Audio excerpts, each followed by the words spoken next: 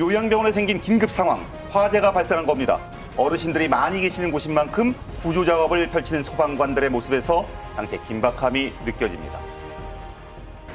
화재가 발생했던 요양병원을 찾았습니다. 사고 후 며칠이 지났지만 여전히 까맣게 그을린 모습들, 곳곳에서 화마의 흔적을 발견할 아이고야. 수 있었습니다. 그러네요. 네. 화재는 지난 20일 발생했는데요. 이 불길은 오후 3시쯤 병원 2층의 물리치료실에서부터 시작됐다고 합니다. 화재 경보기가 이제 2층에서 화재가 뜨더라고요. 올라가서 확인을 했는데 천장하고 천장 그 안쪽 사이에서 불이 난 거다 보니까 간단한 소화기 가지고서는 불가능하다고 저는 판단돼가지고 일단 환자를 먼저 대피를 할 수 있게 환자 있는 분들 쪽으로 이동을 했고요. 대응 잘하셨네요. 화재 경보가 울리자 요양병원 직원들은 비상계산을 통해서 환자들을 침착하게 대피시켰습니다. 잘하셨네요. 소방대원들도 신고 5분 만에 현장에 도착했고요. 진화 작업과 동시에 아직 대피하지 못한 환자들을 신속하게 구조하기 시작했습니다. 7층 계단 유리창을 파괴하여서 배연을 실시하면서 진입을 하였는데요. 노인분들이 많으시니까 좀 가벼우신 분들은 업거나 들쳐매서 인명 구조를 실시하였습니다. 네. 거동이 불편한 분들이 많아 구조하는데 힘이 몇 배는 더 들었지만 한 분 한 분 최선을 다해 구조했고요. 요양병원에 입원해 있는 130명 환자 모두 1시간 만에 무사히 대피할 수 있었습니다. 잘 됐습니다. 다행이에요. 요양병원의 환자들은 유관기관의 도움을 받아서 근처의 복지관으로 임시 이송돼서 안정을 찾았습니다. 자, 이처럼 빠른 구조가 가능했던 첫 번째 이유, 환자의 상태별로 색상을 정해서 쉽게 구분할 수 있게 했다는 겁니다. 환자분들 네. 이제 저희가 모시고 나와서 거기서 이제 비상계단 쪽으로 인도를 이렇게 안내를 하는 거죠. 피난 안내를.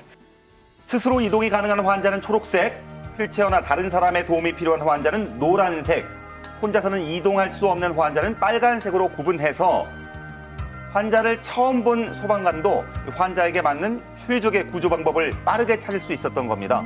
자, 그리고 두 번째 이유, 소방관들의 사전 구조 훈련입니다.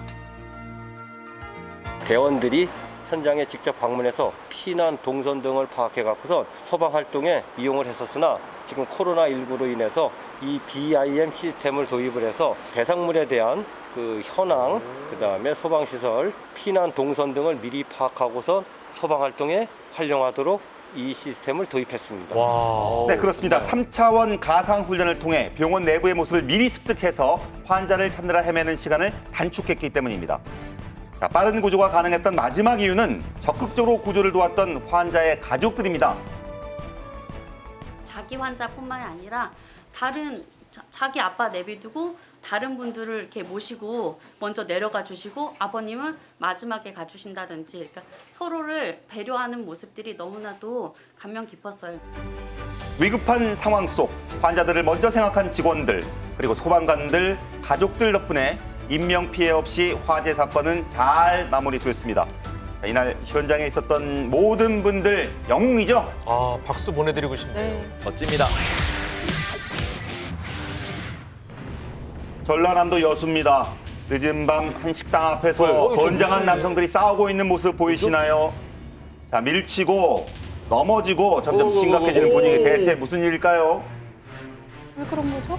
음식이 나온 상태에서는 막 10분, 20분 더 늦게 오시니까 이제 제가 전화를 했죠. 이렇게 늦게 오실 것 같으면은 배차를 빼주자고 했더니 맨날 갈 때마다 뭐 음식 늦게 오는데 빨리 가서 뭐 얻을 거냐고 그런 식으로 얘기를 하는 거예요. 갖고 사무실에 전화해서 그냥 배차 빼달라는 거죠. 대차 시간 때문에 말다툼이 있었다는 두 사람. 대화를 하기 위해서 만났는데 그런데 배달기사는 왜 갑자기 식당 주인을 폭행한 걸까요?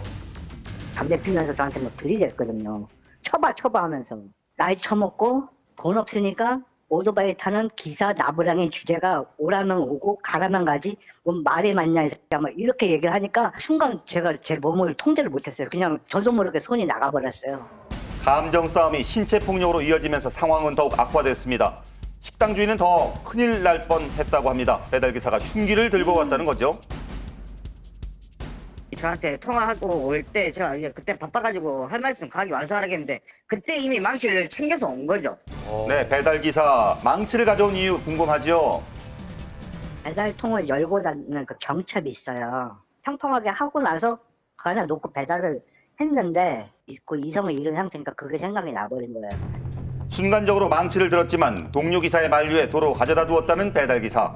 동료가 망치를 눈에 띄지 않는 곳에 숨겨놓아서 몸싸움 땐 망치를 들고 있지는 않았다고 합니다.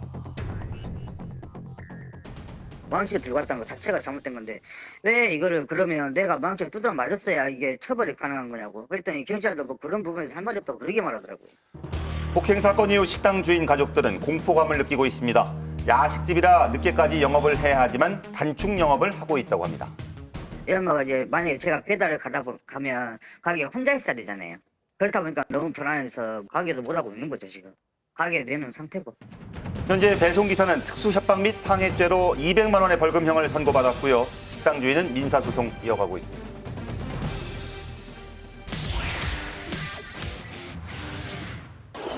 지난 23일 제주도에서 발생한 사건입니다. 인명구조를 위해서 바다에 뛰어든 해경 모습 보이고요. 해경은 곧 바다에 빠졌던 여성을 무사히 끌어올립니다. 여성을 구한 해경은 임용된 지 1년도 안 된 15해경이었는데요. 예. 잠시 상황 좀 들어볼까요? 현장에 도착했을 때는 사람이 이제 누워 있는 자세로 이렇게 바다에 빠져 있더라고요. 어떤 걸 가방을 안고 있는 상태였고. 구명관 던져줘. 던져. 잡아줘. 야, 그거 미끄럽다잉. 봄이 왔다고 하지만 아직 차가운 바닷물. 놀란 건지 구름이 터진 여성을 달래가며 해경은 구조를 계속합니다. 자, 그런데 정신없는 와중에도 가방을 꼭 쥐고 있는 여성. 이 가방 안에 소중한 물건이라도 들어있는 걸까요? 고양이 2마리는 자기가 원래 키우던 고양이였고 같이 이제 죽으려고 했다고 하네요. 그분이 지금 쉼터에 계시는 분이에요. 보호자도 없으셔가지고 병원 가서 얘기를 해봤는데 나가면 또 자살하신다고 계속 말씀하시더라고요. 만약에 다음에도 물에 빠지시면 구하러 가긴 할 건데 다음부터는 그래도 좀 부정적으로 생각하지만 긍정적으로 막 하라고 이렇게 얘기했거든요. 말 못할 고민들로 심한 우울감을 겪고 있다면 전문가의 도움을 받아보는 것 추천합니다. 강원도 원주 소방서의 CCTV 영상인데요. 소방서의 차고 쪽으로 들어오는 사람들 보이시나요? 소방서를 찾은 어느 부부의 모습입니다. 이 부부는 왜 종이박스를 들고 있는데 CCTV에 찍은 그 상자 한번 보이시죠? 상자 안에 뭐가 들어있는 걸까요? 부부가 찾아오셔갖고선 그 기탁금을 기탁한 그 상자입니다. 이 상자에는 약 450여만 원의 기탁금이 들어있었고 상자 열어보니 1,000원짜리 집게가 빼곡합니다. 소방서 인근에서 풀빵 장사하는 부부가 적지 않은 금액을 상자에 담아서 기부한 거죠. 상자 겉면에는 소방관을 향한 따뜻한 감사 인사가 가득 적혀 있고요. 아, 메시지였군요. 예, 근데 이런 기부가 처음이 아니라고 합니다.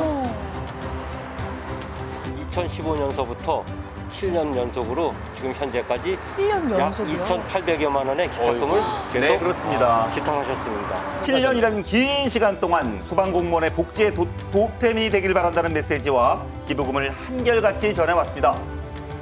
차 한 잔이라도 좀 해시자 했더니 그것도 안 하시고서 그냥 가시겠다 그러셔갖고선 그냥 입구에서만 그냥 배웅을 해드리고 저희한테 그냥 성금 넣고 가니까 좋은 데 써달라고서 그렇게 말씀을 해주고 쉬고 가셨습니다.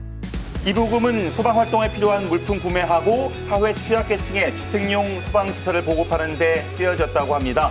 익명의 기부천사, 다시 한번 감사합니다. 감사합니다.